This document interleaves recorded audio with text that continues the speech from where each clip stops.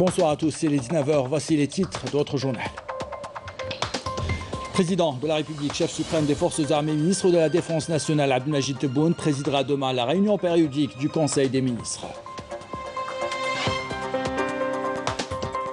Dans le cadre de la coalition COVAX, l'Algérie a réceptionné un premier lot de 364 800 doses de vaccins AstraZeneca à l'aéroport international Houari Boumedienne. Les images et les déclarations dans ce journal. Les travaux du Forum de l'économie culturelle ont débuté ce matin au CIC en présence du Premier ministre Abdelaziz Jarrad. Dans ce journal, nous connaîtrons la stratégie du gouvernement pour lancer l'économie culturelle et nous vous dirons les préoccupations des acteurs de la culture. Dans le grand format de ce week-end, nous verrons ce que deviennent les projets en SAIG. La formule a limité la créativité de plusieurs porteurs de projets. L'ANAD va-t-elle changer la donne? Réponse tout à l'heure. Enfin, on vous invite à mettre les voiles et prendre un peu de hauteur pour admirer les beaux paysages de Ain Mimoun, de la wilaya de Khanchla, grâce au parapente, un sport qui attire de plus en plus d'adeptes. Voilà pour les titres. Bienvenue à tous. Tout d'abord, le président de la République, chef suprême des forces armées, ministre de la Défense nationale, Abdelmajid Tebboune, présidera demain dimanche la réunion périodique du Conseil des ministres. Elle sera consacrée au suivi des préparatifs des élections législatives, de la campagne de vaccination anti-Covid-19 et du mois sacré du Ramadan, ainsi qu'à des exposés sur des projets vitaux dans les domaines des travaux publics et du transport. Je le disais en titre, le premier lot de 364 800 doses de vaccins AstraZeneca a été réceptionné aujourd'hui à l'aéroport international d'Alger Houari Boumedienne dans le cadre de la coalition internationale de distribution de vaccins contre le coronavirus. Les détails avec Raouf Hamouche. L'Algérie a reçu une première cargaison de plus de 364 000 doses du vaccin AstraZeneca. Et ce, dans le cadre de la coalition internationale de distribution du vaccin contre la Covid-19, COVAX. Un premier lot qui sera suivi par d'autres les jours à venir et qui contribuera à accroître la cadence de vaccination des citoyens. Cette concrétisation s'est matérialisée aujourd'hui par la livraison de 364 800 doses, ce qui ne sont en fait que la première partie. Il y aura plus tard d'autres doses qui vont arriver dans les prochains jours. Il y aura aussi des mécanismes bilatéraux qui vont se matérialiser. Et je pense que ces premières doses délivrées sont le signe d'une élévation du rythme de vaccination qu'on va observer dans les prochaines semaines en Algérie. Un arrivage de vaccins qui est le fruit de la coopération entre l'Algérie et les organisations internationales concernées en vue de la lutte contre l'épidémie. Je tiens à remercier le gouvernement algérien à travers le ministère de la Santé et le ministère des Affaires étrangères, de même que tous les partenaires qui ont permis à cet arrivage d'être concrétisé aujourd'hui.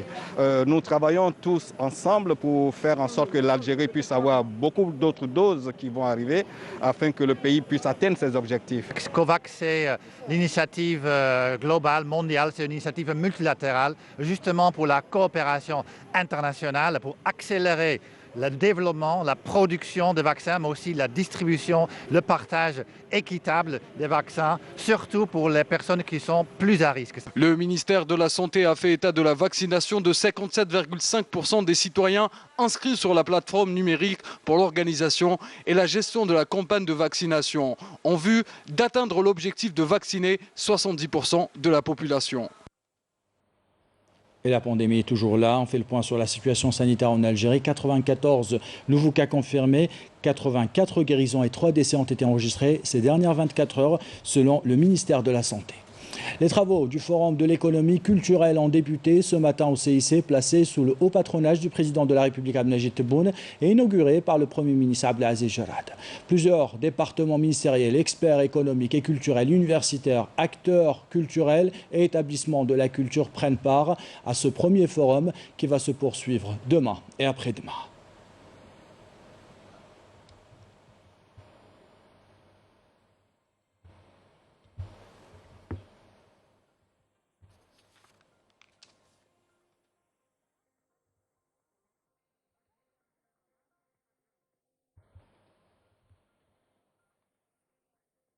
Le Premier ministre Abdelaziz Jarrad a rappelé les priorités du gouvernement dans le secteur de la culture à travers des réformes structurelles pour asseoir une économie culturelle. On écoute Abdelaziz Jarrad. حظي القطاع باهتمام كبير في برنامج السيد رئيس الجمهورية كما تعلمون. Comme vous le savez, un grand intérêt a été accordé à ce secteur dans le programme du président de la République. Nous œuvrons tous à réaliser ce programme qui aspire à développer le secteur culturel. Les profondes réformes entamées par notre pays à tous les niveaux en vue d'aller vers une économie diversifiée nécessitent des investissements dans tout ce qui peut contribuer à la création de richesses et d'emplois, y compris le secteur de la culture. En vue des énormes potentialités dont dispose l'Algérie, mais aussi du legs culturel et des compétences artistiques nationales capables d'atteindre l'objectif tracé. Le renforcement de la production intellectuelle, culturelle, artistique, économique et la mettre au service du développement est un objectif que l'État algérien s'est fixé.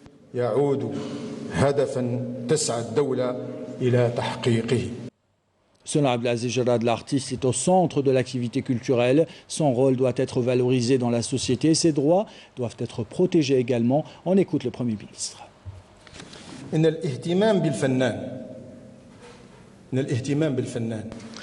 L'intérêt accordé à l'artiste en sa qualité de force motrice de l'activité culturelle dans la société figure au cœur des préoccupations de l'État, qui accorde une grande importance à son soutien pour qu'il s'épanouisse et développe ses potentialités artistiques, en conférant à l'artiste la place qu'il mérite en Algérie, en estimant à sa juste valeur son rôle efficace dans la société, ainsi qu'en protégeant ses droits d'auteur.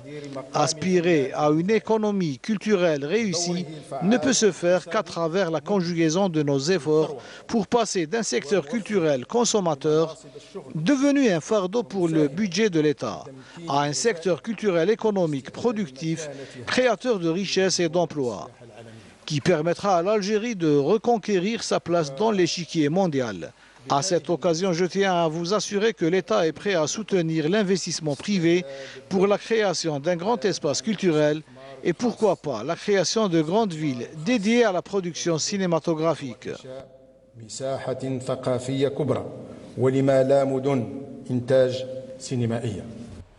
Et le Premier ministre Abdelaziz Jarrad avait auparavant visité l'exposition, accompagné de plusieurs membres du gouvernement, dont la ministre de la Culture et des Arts, Malika Bendouda.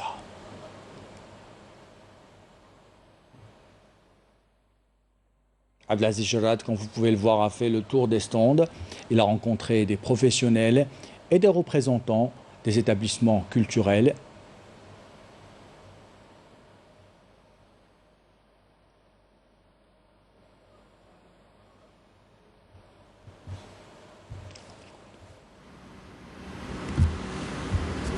On écoute dans un instant le Premier ministre Abdelaziz Jarrad.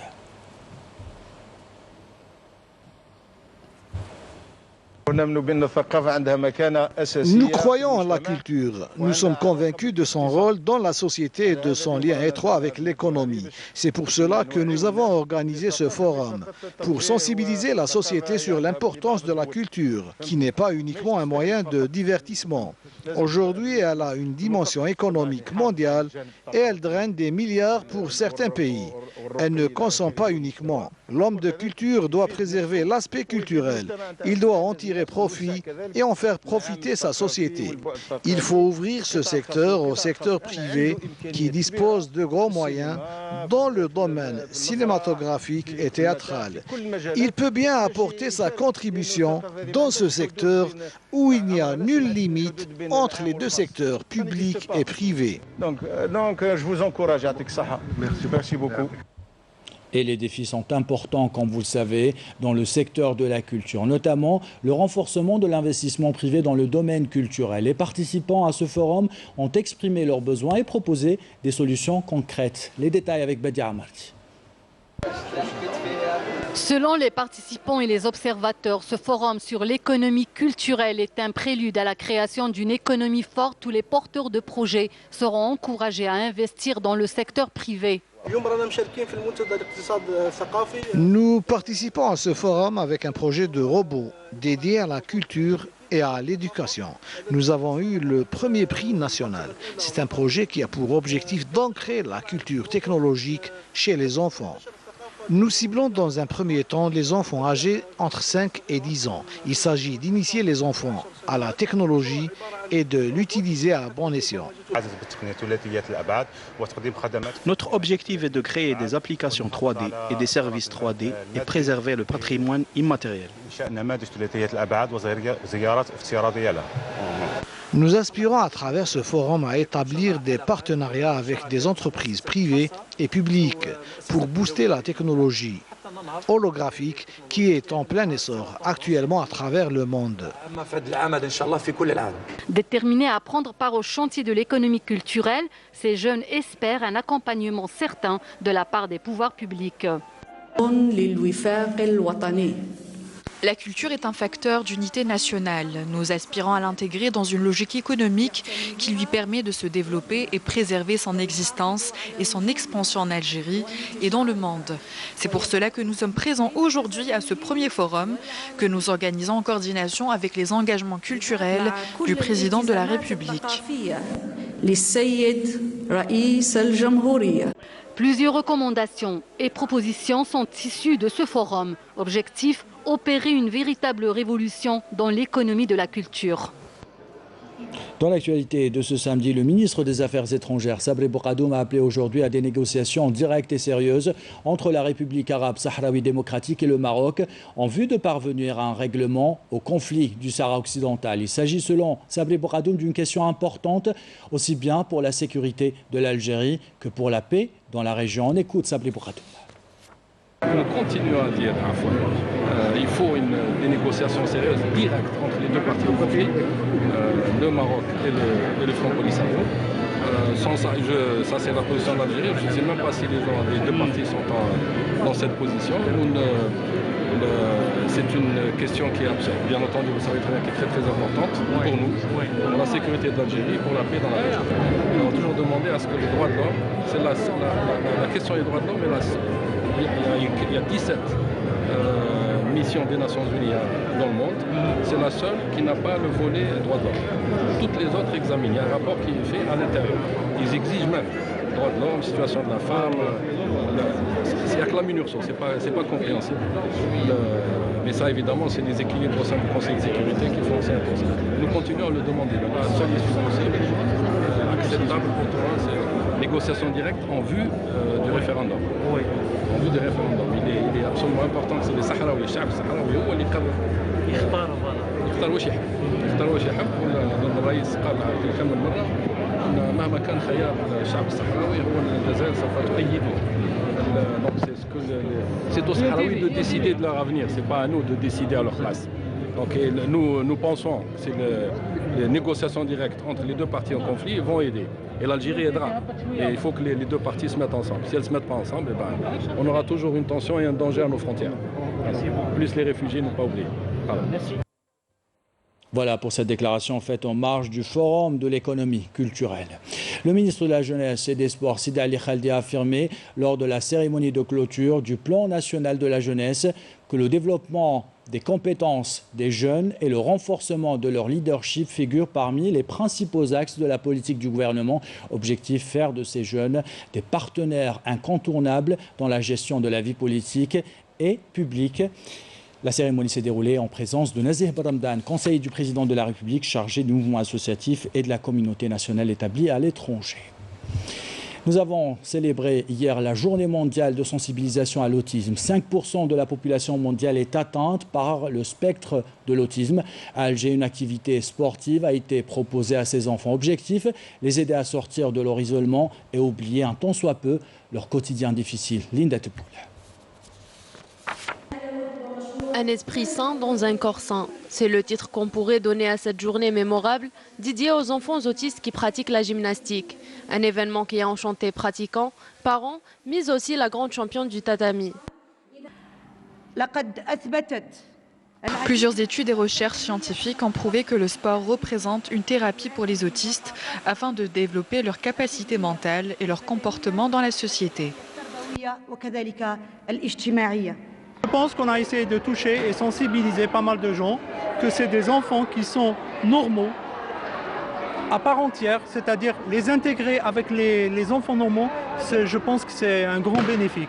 Le décor fut planté par une conférence de presse avant de laisser place à l'expression physique des petits bambins, tous heureux de réaliser de jolies prouesses. Je suis maman d'un enfant autiste. C'est vrai que c'est un combat très dur avec nos enfants. Mais bon, quand on voit ce genre d'activité, quand on voit qu'on a les moyens d'avancer معاهم, qui nous facilitent les choses, ça nous remonte le moral et ça nous aide beaucoup pour avancer.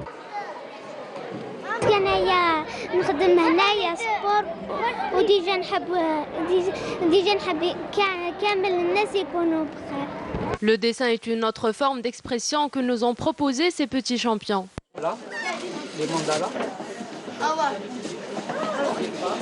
Avec ces activités, enfants et parents auront oublié les difficultés de leur quotidien. On vient de voir le trouble du spectre de l'autisme, un handicap qui change le quotidien des personnes atteintes et celui de leur famille. D'où l'importance d'une prise en charge particulière. C'est la mission justement d'un centre psycho-pédagogique à Alger. Commentaire signé Sami Béchir. Âgée de 8 ans, Rahaf souffre du trouble du spectre autistique. Elle vient accompagnée de sa maman à ce centre psychopédagogique qui veille à développer entre autres ses capacités langagières et comportementales. Dieu merci, le centre s'occupe très bien d'elle. Avant, elle ne pouvait pas parler ni arriver à se concentrer. Mais sitôt entrée ici, elle a commencé à communiquer avec nous. Favoriser les interactions sociales à travers des thérapies éducatives personnalisées et adaptées, c'est ce à quoi s'attelle l'association El Mousterbel dans le cadre de ses activités caritatives. On profite du moment. Chaque moment de la journée est une occasion pour l'enfant d'améliorer sa compréhension du monde qui l'entoure. À l'heure du repas, par exemple, elle apprend les formules de politesse d'usage.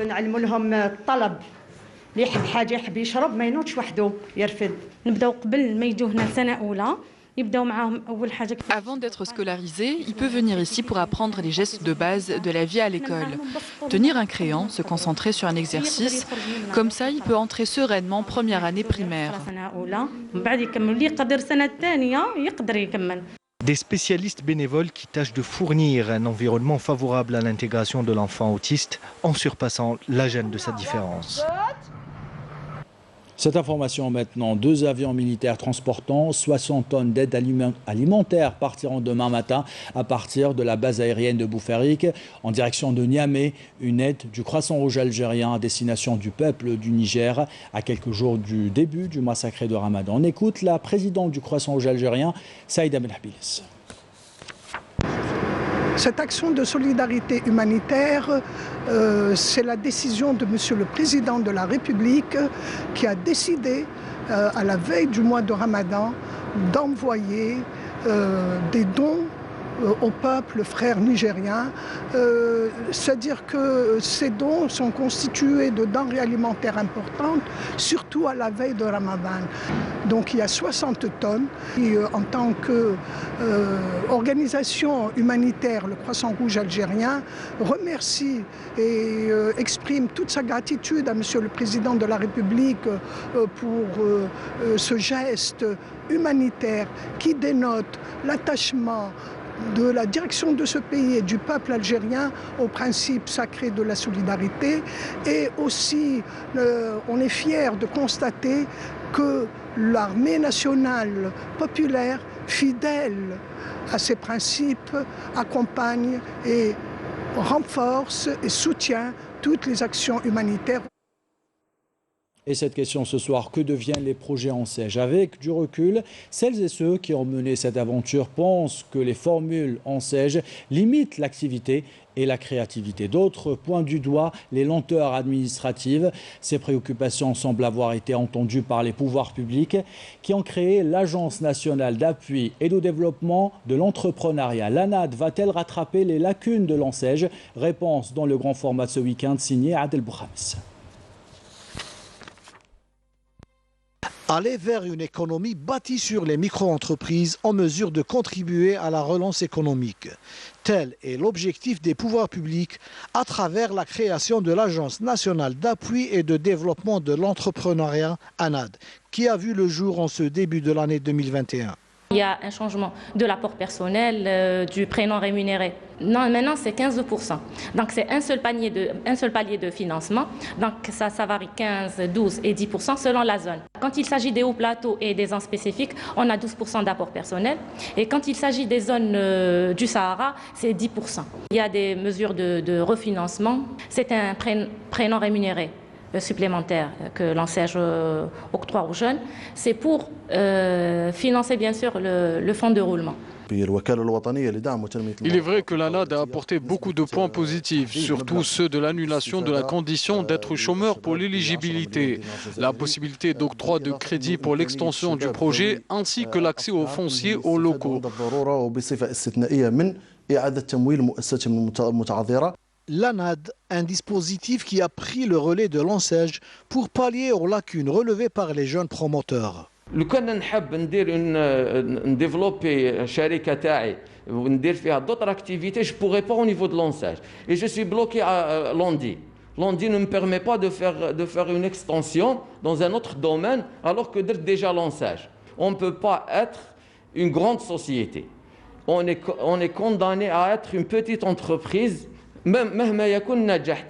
J'ai commencé les démarches administratives en 2012. Le fait de passer par l'ANSEJ a été encourageant pour moi. C'était une certaine sécurité. Seulement, avec la bureaucratie, je n'ai pas pu ouvrir jusqu'en 2014.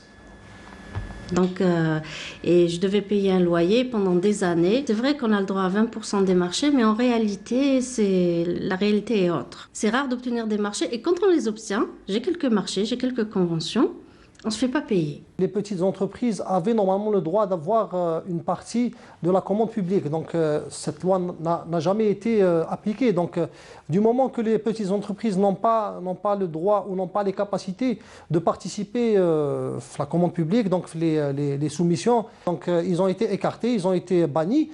Il y a aussi, suite à des problèmes financiers, la plupart de ces entreprises ont aussi été plus ou moins traînées en justice. Répondant à ces doléances, l'ANAD a modifié les mesures d'aide à la création des micro-entreprises sans pour autant satisfaire pleinement les organisations patronales des jeunes entrepreneurs qui restent sceptiques.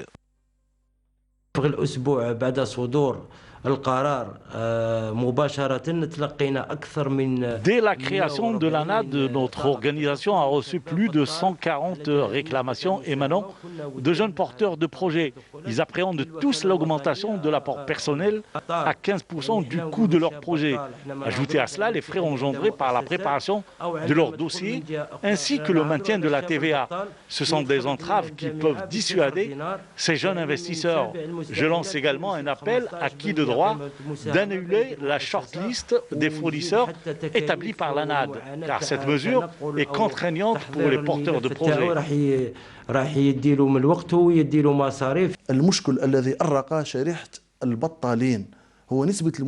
Ce qu'on reproche à ce nouveau dispositif, c'est l'augmentation de l'apport personnel exigé aux porteurs de projets, qui verront le coût de leur projet augmenter suite à la dévaluation de la monnaie nationale. Et la valeur de 10 millions de dinars en 2012 n'est plus la même en 2021. Et le coût de n'importe quel projet a augmenté d'au moins 20%, ce qui risque de porter préjudice aux ambitions des pouvoirs publics qui veulent créer 1 million de micro-entreprises. Entre la volonté de l'ANAD et les appréhensions des porteurs de projets, seule la réalité du terrain est à même de rassurer les uns et de convaincre les autres. Comme chaque week-end, on vous donne la parole, vous qui nous regardez à l'étranger. Ce soir, nous allons prendre la direction de Paris pour écouter Amir Tahir, chargé d'affaires dans une multinationale. Il a fait de sa passion son métier. Regardez. Alors moi je suis chef de projet et chargé d'affaires dans l'isolation acoustique du bâtiment, domaine dans lequel j'évolue depuis quelques années ici en France à Paris. Alors il faut savoir que le confort acoustique demeure une question essentielle aujourd'hui dans la construction. car le bruit a des effets néfastes à moyen et long terme sur la santé des gens. Aujourd'hui, je voudrais vraiment développer ce secteur en Algérie en sensibilisant les particuliers et les professionnels de la construction sur cette question. Ce qui a déjà été entrepris, seulement le contexte de crise sanitaire actuelle ne nous permet pas d'avancer à la vitesse souhaitée. J'espère vraiment que cette situation se débloque et que l'on puisse tous retrouver une vie normale. Et à l'approche du mois sacré, je voudrais dire à tous les Algériens d'Algérie et d'ailleurs, Sahar Mdankoum, et par la même occasion, je voudrais saluer ma famille et mes amis et je vous dis à bientôt. Et une pensée particulière à tous nos compatriotes qui n'ont pas pu encore retourner en Algérie. Destination maintenant, Oued Souf, ces dunes de sable à perte de vue. Ces traditions, sans programme qu'offre l'agence ou les agences touristiques séduisent de plus en plus d'Algériens. Au programme, virée en quad et balade à dos de chameau. Reportage de Halia Jajar, commentaire signé Rima Amari. Naturel, sauvage, généreux et authentique. Il s'agit du Sahara algérien. Ce 4x4 nous emmène à la découverte des dunes de la ville des 1001 coupoles Oued Souf et de ses magnifiques oasis. Formidable. حاجة كيما نشوفوها في التلفزيون عند les étrangers. Je suis de Skikda et je suis agréablement surprise par la beauté de la région. J'ai déjà visité plusieurs déserts dans le monde, mais le nôtre est spectaculaire. Bienvenue à Oued Souf. Au programme de ce safari au cœur de l'Oued, raid en 4x4, randonnée équestre ou à dos de chameau, ou encore balade en quad. Des animations variées qui laissent place ensuite à des représentations de danse au rythme d'une musique folklorique. Ce périple nous a permis de découvrir de belles choses dans notre Sahara. Nous avons accueilli plus de 600 visiteurs lors du réveillon et plus de 300 pendant les vacances d'hiver et de printemps. Les Algériens renouent vraiment avec le tourisme local. La fermeture des frontières à cause de la pandémie de la Covid-19 aura permis aux Algériens de découvrir des trésors cachés dans ces destinations locales enchanteresses. Et des dunes d'El-Oued en montagne de Ain Mimoun dans la wilaya de Khanchla. On vous invite à présent de mettre les voiles et prendre de la hauteur grâce au parapente pour admirer l'un des plus beaux paysages de notre pays. L'activité séduit de plus en plus d'amateurs de sensations fortes. Les détails avec Raouf Hamouche. Qui n'a pas rêvé un jour de voler comme un oiseau? C'est désormais accessible grâce au parapente. Nous sommes à plus de 1800 mètres d'altitude. Ici, cette activité sportive est en plein essor, comme c'est le cas pour ces amoureux de sensations fortes venus des 4 coins du pays pour allier tourisme, loisirs et sport. Voler, c'est le rêve de tous, depuis la nuit des temps. L'être humain rêve de connaître cette sensation exceptionnelle. Et aujourd'hui, cela devient possible avec un bout de tissu et des cordes. Il faut savoir que cette région est un espace idéal pour pratiquer cette activité sportive, car vous avez des montagnes qui atteignent les 2000 mètres d'altitude. Le vol thermique consiste à utiliser des courants thermiques pour monter. Ces courants résultent du fait que l'air est plus chaud et moins dense et permet donc de s'élever. Cela requiert un certain savoir-faire. La région offre des sessions de formation encadrées par des professionnels, au grand bonheur de ces amateurs qui viennent apprendre les bases et les techniques de ce sport aérien. En ma qualité de président du club de parapente de la région de Khanchla, je lance un appel aux autorités pour la facilitation de l'acquisition du matériel, puisque nous l'importons de l'étranger. C'est une montée d'adrénaline indescriptible. Je conseille à tous les jeunes de pratiquer le parapente.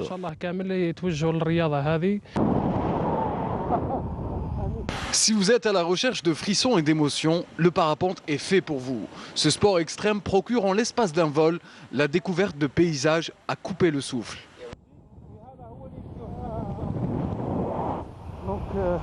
Et l'invitation est lancée. Ainsi va l'actualité. C'est la fin de ce journal. L'équipe de la rédaction qui l'a préparé, l'équipe technique qui l'a réalisé. Bon, merci de l'avoir suivi. Merci pour votre fidélité. Belle soirée.